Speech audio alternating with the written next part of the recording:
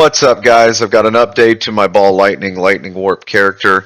This time I've added in Lightning Conduit via Cast on Shock and made some other changes and put a lot more money into it, which has made the build incredibly powerful. It does a lot of damage and it's really tanky.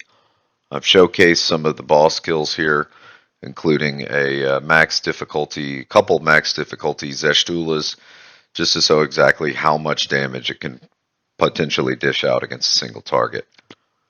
Um, I really like it. It's a lot of fun. Made me really enjoy PoE 2, and I have in fact crit for it about 50 million at the peak. So I'm going to go through how to build it and what it does. I'm going to start over by reviewing the gear and explaining what's important on each slot. I've put this in the accompanying guide as well. Maximum mana and plus level of lightning skills are critical. The cast speed, intelligence, and any percent damage roll are also good mods. For gloves, you want, again, maximum mana and intelligence. That's going to be on every single piece. The more energy shield, the better. And of course, resistance is where you can fill them in. On your rings, you're going to want a huge max mana roll, a huge increased mana regeneration rate roll, whatever resist you can get. Rarity is good. Cast speed is also good, or plus intelligence. For the other ring, you're going to want to run Dream Fragments, immunity to chill and freeze, and of course a ton of max mana. For Everlasting Gaze, for neck, obviously, you're going to want to run Lightning Rod as the anointment, and I'll explain more about why when we get to the tree. And then for the helmet, you want to get as much energy shield as you possibly can, as well as, again, maximum mana, intelligence, and then whatever resists you need to fill in. Boots are the same way, max mana intelligence resists. Move speed is helpful here, not necessary completely.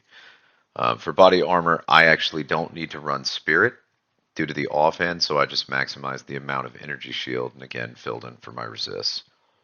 And then for the offhand, we're going to run a scepter so that we can get spirit. It would be ideal if you had an omen scepter so that you can get critical weakness to nearby enemies.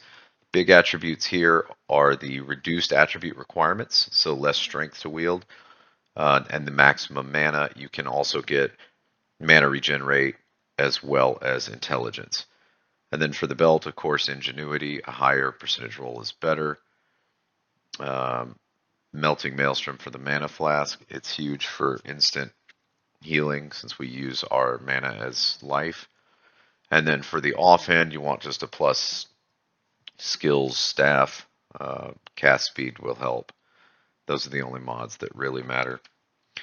Moving on from the direct gear, we're going to go to the skill tree because we have jewels socketed. So in this jewel slot, you want it against the darkness with maximum mana and percent increased intelligence, which will give those extra stats to these nodes. And for the next jewel slot, you'll want a +3 to lightning conduit. You'll want to put a massive controlled metamorphosis here so that you can allocate Lightning Quick, Drenched, and Eldritch Will, as well as Pure Power. Then for the other jewel slots, you want maximum energy shield, increased magnitude of shock you inflict, and then any other damage mods or meta skill mods that you can get. You'll also want one jewel with recover 2% of mana on kill. This is critical for sustain. And of course, shock magnitude again. Same here, shock magnitude, maximum energy shield. And then finally, we're using a from nothing with mind over matter, which allows the allocation of all of these nodes without being attached directly to the tree. That's I think, good coverage of all the equipment. Now we'll move on to the skill section. And part of the skill tree is going to involve, this is something that's not super obvious and can be confusing to set up. It's going to involve these weapon swap setups. So if you press X, you can see that these nodes highlight and then deselect based on what weapon I'm using. And so what we've got is a staff here in the second weapon slot, and those nodes are in green, and this is all curse effect. So these curse effect nodes are just allocated for the two-hander, and so we'll be using the two-hander to cast conductivity, and then our one-hander and scepter to be using our main damaging abilities. And those nodes are, of course, allocated over here, and over here, and then over here. So as far as the skill tree, the things that we're going for are percent increased elemental damage, percent magnitude of shocks you inflict, and then of course scaling lightning damage as much as possible, as well as energy shield for defensives. And now I've allocated on my amulet lightning rod here, which makes my damage more consistent when I'm not getting critical hits. Additionally, you want to get Wildstorm for the 15% more maximum lightning damage. Ideally, you could spec so that you only need to run one of these, but I've chosen just to run both because why not? Then we'll move on to the skill section. Ball Lightning is going to be our main setup skill, which is this one. And then Lightning Warp to teleport to it, of course. So the supports for Ball Lightning are Scattershot, Arcane Tempo, Lightning Exposure, Mobility, and Strip Away. So this ability is going to be inflicting exposure to the enemy, and it's going to be scaled up by Strip Away. It's going to cast faster, and it's going to not penalize us as much while we're moving. So get around better, it feels smoother. Lightning Warp is going to have Inspiration so that it's cheaper. Unleash so that it casts 3 times. So when we unleash once, we'll get 3 of these. So we'll be applying more shocks and more shock ground and using less mana overall. Overcharge to, of course, increase the amount of shock that we apply. More area of effect just because we want to clear whole screens with this. And then Shock Siphon, which is good sustain when we get a kill on a shocked enemy, and when we use Lightning Warp, it shocks every enemy it hits. We'll recover Energy Shield. Mana Tempest, I don't use that. I've been tinkering with it. Who knows? Conductivity is our main curse. We're going to get Heightened Curse, which is increasing the effect. And Impending Doom's not necessary at all. I'm just trying it out.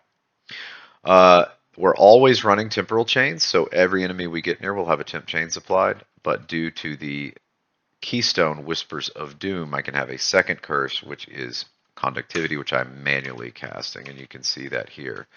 This is with my weapon swap. It has a huge amount of AoE, and it applies very quickly. Next up is our Cast on Shock. This is our boss killer. So it's just a 20/20. We have a level 29 Lightning Conduit. A cheap way to get this, you'll notice it only has 2 sockets. Cheap way to get this is to buy a low-level Lightning Conduit that has +1 level from Corruption already on it, so like a level 15 or something, and then use a level 20 skill gem on it to make it go to the max level while it's already corrupted. The impetus, so increased energy gain and then energy retention, so that we can cast it much more frequently.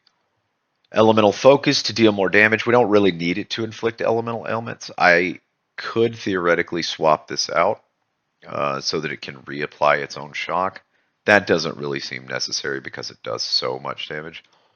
And then Considered Casting, of course, is a gimme. 40% more damage, no downside, because it's casting on shock. And again, Blasphemy with Temp Chains. Grim Feast, of course, is a given. And then Clarity.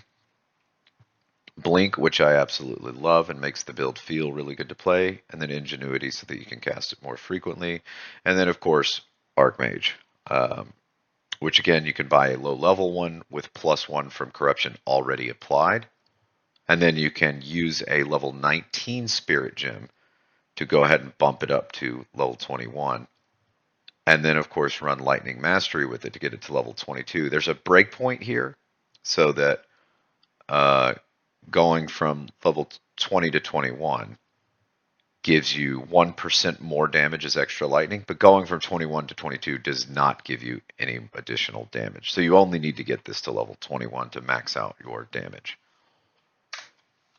I think that about covers everything that's in the build. I'll do just a little bit of breach mapping to kind of demonstrate how it works and how it looks in just a regular map, but it is absolutely a boss slayer. It kills kind of everything, does it all really well.